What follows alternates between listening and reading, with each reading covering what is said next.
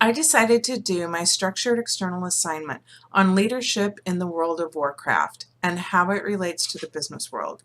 So for those of you who don't know, World of Warcraft is a video game. More specifically, it is an MMORPG, which is a massively multiplayer online role-playing game. It was released by Blizzard Entertainment in 2014 and based on their wildly successful real-time strategy game, Warcraft. And so World of Warcraft MMORPG is an expanded version of this game. It's more of a real-world situation, and it allows for hundreds and thousands of players to be able to play together. And at one point early on, the game reached about 12 million players. So it was a big deal. It was in the news a lot. There was a lot of arguments being made about, is it good to play it that long? There was a lot of, there's people in their parents' basement playing this. It was just a lot of kind of crazy ideas because people hadn't seen this type of game before. While there had been MMO games online, nothing had been as successful as World of Warcraft.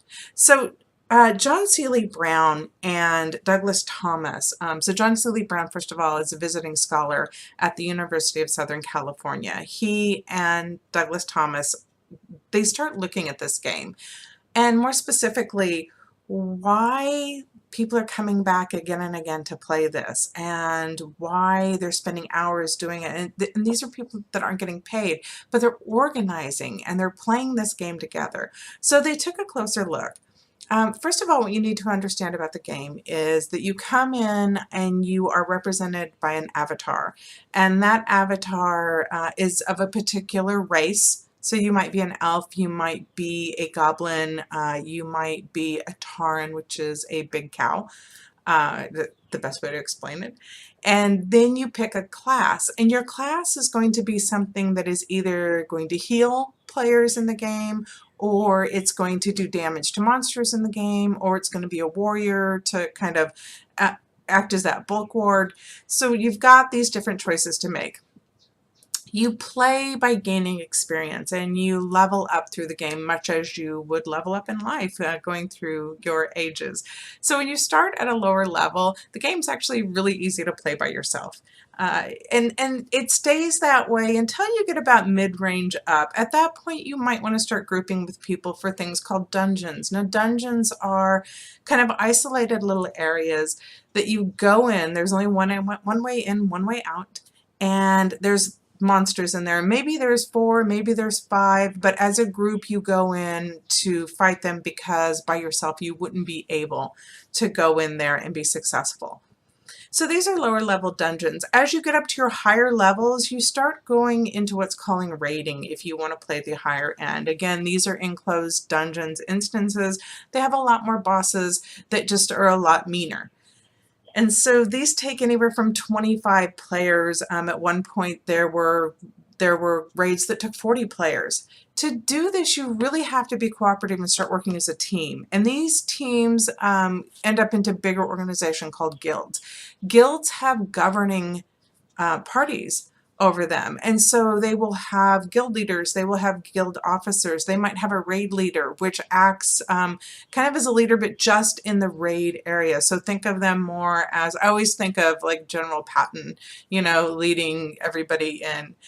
All of these players that are in the governing group have to have great leadership skills. They cannot get a group of people to follow them if they don't have great leadership skills. And all of these skills are transferable to business. This is something that John Seeley Brown and Douglas Thomas really focused on. They were fascinated by it. And so they, after doing their research, came up with something they call the gamer disposition. And the gamer disposition is 5 key factors that they saw in players kind of across the board in these high-end raiding guilds. And those were that they are bottom line driven. They want to know, what's the end result? How was my performance? How are we going to evaluate me so I can get better? And that is done through these dashboards. And dashboards are basically, think of them as applications that are measuring things. So much like in business, well, you will take your research data and maybe you're going to look at your last quarter earnings against your current earnings and maybe last year's earnings and maybe the year before to get an idea of how you look overall. That's what these players are doing with these dashboards. Each player can kind of build their own dashboard and customize it.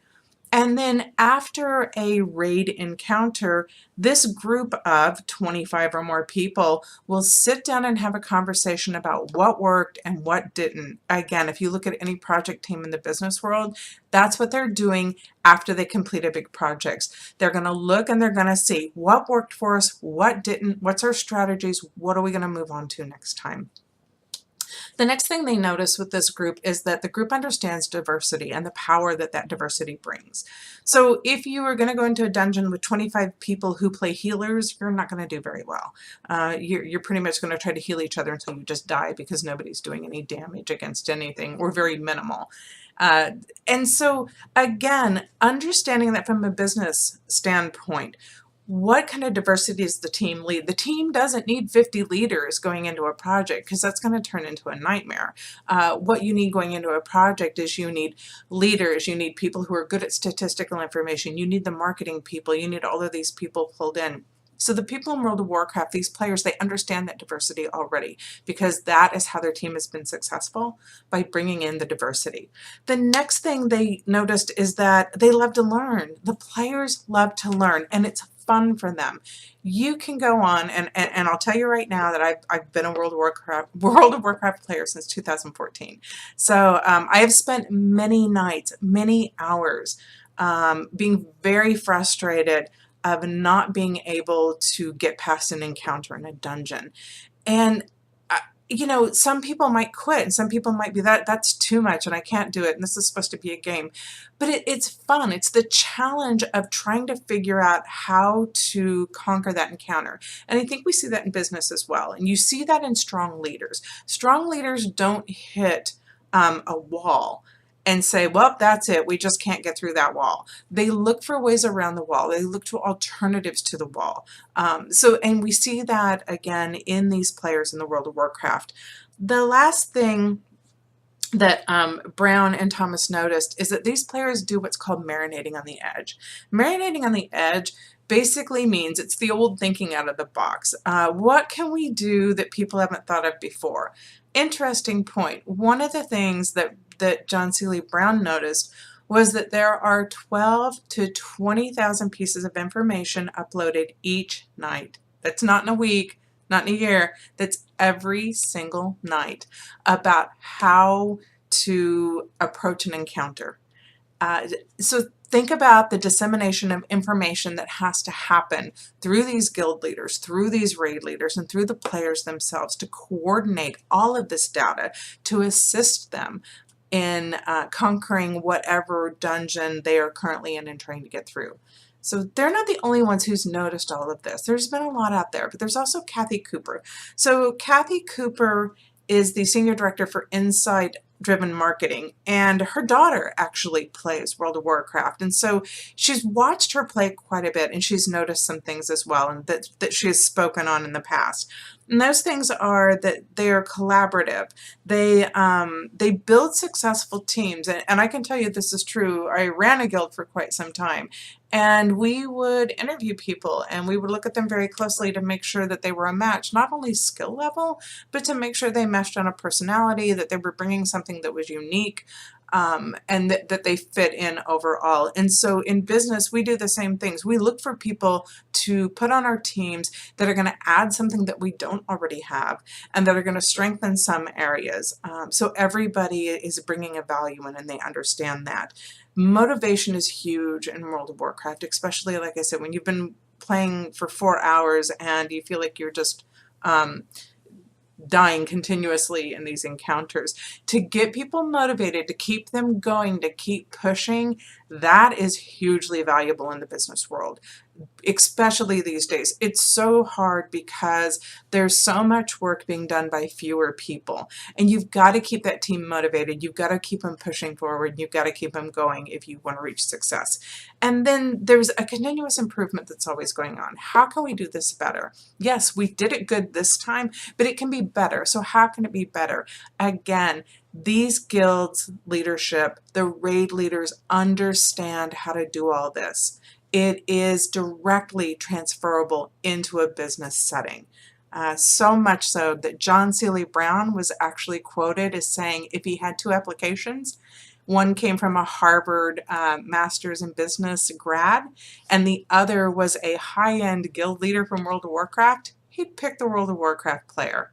So that's saying something about how transferable leadership skills are from World of Warcraft into the business world.